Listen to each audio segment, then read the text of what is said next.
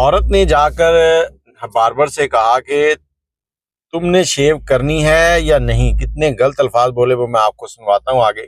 उसके बाद जो अंजाम हुआ वो ये हुआ कि बार्बर ने उसके शौहर और उसकी बेटी को कत्ल कर दिया। अब ये सारा वाकया क्या है पूरा सुनिएगा और आप भी एहतियात किया करें, कहीं भी गर्मजोशी ना दिखाएं।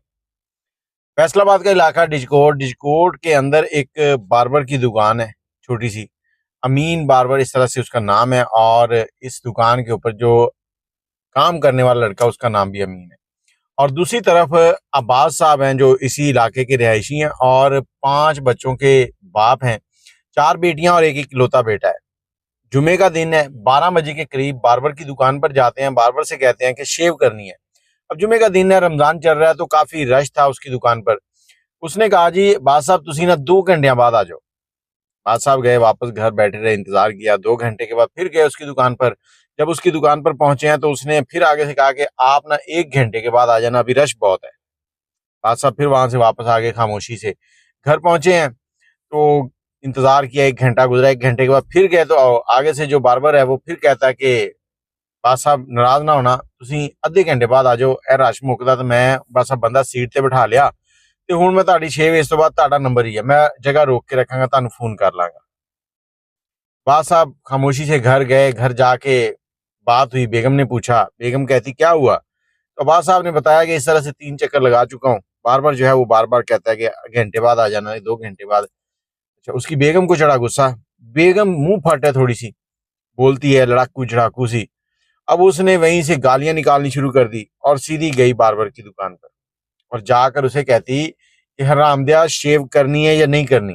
अब बार्बर हक्का बक्का मुंह खोले देख रहा है। दूसरे गाहक भी वहां पर खड़े हैं और परेशान है, औरत जात है, कुछ कह भी नहीं सकता। अब वहां पर वो सुनता रहा। उसने अच्छी खासी बदतमीजी की, गालियां दी और भी गालियां दी, उसने सुन ली।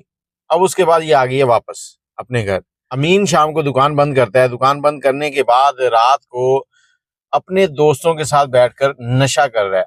अमीन जो है वो आइस के नशे का आदी है। जैसे ही वो नशा करता है तो आइस का नशा कुछ इस तरह का है कि जैसे ही आप इसको करेंगे तो उसके बाद आपको ऐसे लगेगा कि नेगेटिविटी आप पे हावी हो जाएगी। अब अब्बास को लगा कि मेरी तो वो बेइज्जती कर गई है, मेरी दुकान पे आके मुझे गालियां दे दी। आइस के नशे के अंदर अगर आपके सामने कोई बंदा कपड़े मतलब ऐसे साफ कर रहा है, कुछ भी कर रहा है, तो आपको ऐसे ही लगेगा जैसे ये आपको दिखा रहा है, आपको गुस्सा दिलाएगा। मीन जो है वो अपने 3 कजनों को साथ लेता है। लेने के बाद निकलता है वहां से और सीधा अब्बास के डेरे पे जाता है। उसके घर के पास ही उसका डेरा है। जब डेरे पे जाता है, डेरे पर देखता है कि अब्बास साहब बैठे हैं और साथ उनकी बेटी है। ये डेरा इस तरह का है कि इस डेरे पर फैमिलीज भी आती हैं। अब्बास साहब वहाँ के थोड़े से नामी ग्रामी बंदे हैं। तो बेचारा जो बार्बर था उनकी बीवी को भी कुछ नहीं कह सका था, लेकिन आइस के नशे ने पागल कर दिया था। अब उसने जाकर सीधा पिस्टल जो है अब्बास साहब के ऊपर तान लिया। जैसे ही पिस्टल तना हुआ देखा तो अब्बास साहब की जो बेटी पास खेल रही थी उसने फौरी तौर पर आकर बाप को गले से लगा लिया कि मेरे पापा हैं। अब इस आइस के नशे में धुत इंसान ने ये नहीं देखा कि सामने बच्ची ने बाप को गले लगाया। उसको तो कोई फिक्र नहीं थी, उसको तो ये था कि मैंने गोलियां मारनी है। अब उसने सीधी गोलियां फायर की, लड़की को लगी, लड़की जमीन पर गिरी, लड़की मर गई। बाप लड़की को उठाने के चक्कर में लगा हुआ है, दूसरे फायर किए तो बाप को मार दिया। अब इतनी फायरिंग सुनी है तो घर से अब्बास साहब की जो बीवी है जो इसको गालियां देके आई थी वो भागती भागती आई है। आकर देखती है कि बेटी और शौहर जो है वो कत्ल हो चुके हैं। वो आगे बढ़ती है, इधर ये पिस्टल घुमाता है उसकी तरफ, लेकिन उसमें गोलियां नहीं थी। उसकी किस्मत अच्छी।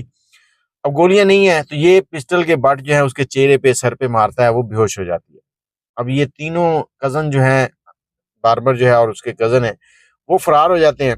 फरार होने के बाद पर्चा दर्ज होता है, एफआईआर होती है। पुलिस इनको ढूंढ रही है और ये अभी तक मफरूर हैं। और वहां से जो बास साहब हैं उनकी अहलिया को कॉल करके कहते हैं कि अगर तुम लोगों ने एफआईआर वापस ना ली तो अगली बारी तुम लोगों की है, मैं तुम लोगों को भी मार दूंगा। तुम लोगों की ऐसी की तैसी, तुम लोगों ने मुझे गालियां दी। अब यहाँ तक तो जो मामला था वो आपने सुन लिया है। अब अपनी राय भी दीजिएगा कि देखें हर इंसान एक इज्जत रखता है। बार्बर ने भी थोड़ा सा गलत किया, उसको चाहिए था कह देता बात साहब रश है, आप शाम में आ जाना या फलान टाइम आ जाना, आज टाइम नहीं मिलेगा। लेकिन बार बार चक्कर लगवाने भी गलत है। और उसके बाद जो उसकी बात साहब की अहलिया ने जाकर किया, उसको दुकान के ऊपर ग्राहकों के सामने गालियां दी हैं, ये सबसे बड़ी गलती थी, जिस गलती की वजह से उसकी बेटी और उसका शौहर जो है वो दुनिया से चले गए। कोशिश करें कि जब भी गुस्सा आए गुस्से को कंट्रोल करें, गुस्से में खामोशी इख्तियार करें। अगर आप गुस्से में खामोश रहना सीख गए तो आप जिंदगी में कामयाब हो जाएंगे। बाकी अपनी राय कमेंट में जरूर दीजिएगा। अल्लाह हाफिज।